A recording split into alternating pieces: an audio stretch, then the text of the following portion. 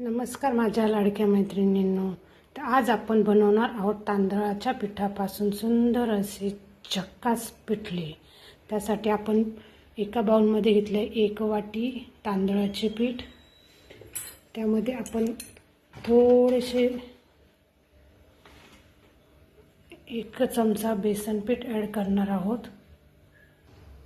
आपण यामध्ये थोडेसे असे अर्धा चमचा बेसन पीठ घेतलेले आहे. आता आपण कढईत तेल तापण्यासाठी ठेवलेले आहे. तोपर्यंत आपण यामध्ये पाणी ॲड करणार आहोत.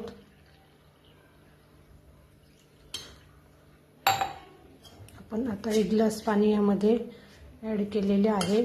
हे मिश्रण असे व्यवस्थित असे आपल्याला हलवून घ्यायचे आहे. आता आपण ह्या कढईमध्ये पहिले लसूण टाकणार आहोत. कढई स्टीलची असल्यामुळे जिरे मोहरी आधी टाकल्यावरती ते जळतात, त्यामुळे आपण आधी लसूण टाकून तो फ्राय करून घेणार आहोत.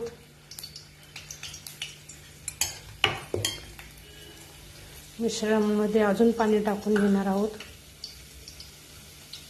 आपल्याला अंदाज येतोच आपल्याला किती पिठले बनवायचे आहे, किंवा आपण त्याला बेसनही म्हणू शकतो. पण झक्कास असे हे तांदळाच्या पिठाचे पिठले आहे.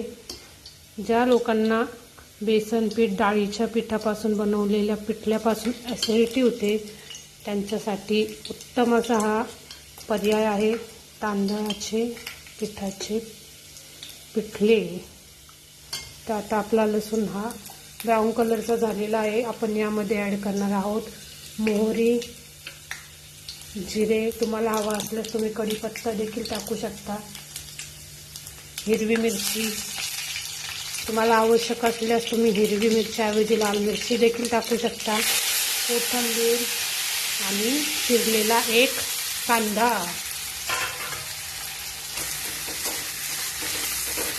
काही मिश्रणाचे आपल्याला परतून घ्यायचे आहे. कांदा छान असा आपल्याला ब्राऊन कलरचा होईपर्यंत परतवायचा आहे. तोपर्यंत आपण हे पीठ व्यवस्थित असे हलवून घेणार आहोत.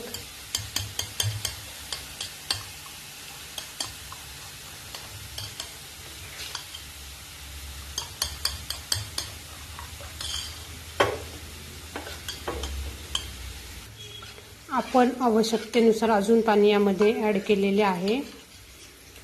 साधारणतः 1 वाटी तांदळाच्या पिठासाठी आपण 2.5 ग्लास पाणी यामध्ये टाकलेले आहे. आपला कांदा परतत आहे. आपण आता अंदाजे यामध्ये मीठ टाकून घेणार आहोत. या मिश्रणामध्येच आपल्याला मीठ टाकायचे आहे. मीठ टाकल्यानंतर मिश्रण व्यवस्थित हलवून घ्यायचे आहे. आता आपला कांदा छान असा परतलेला आहे.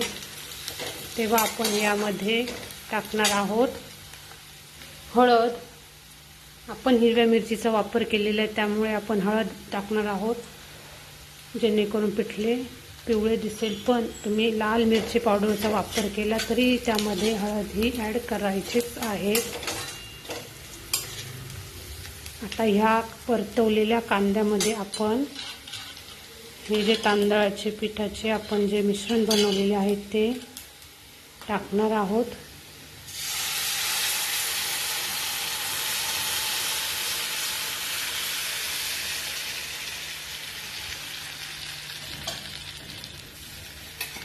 आता हे मिश्रण व्यवस्थित असे परतून घ्यायचे आहे. गॅस कमी करायचा आहे. गठुळी होणार नाही याकडे आपल्याला लक्ष द्यायचे आहे.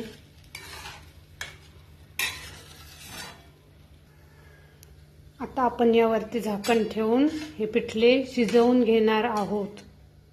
आपले पिठले हे असे छानपैकी शिजत आहे. आपण एक 15 ते 20 मिनिटं कमी गॅसवरती हे शिजवून घेणार आहोत.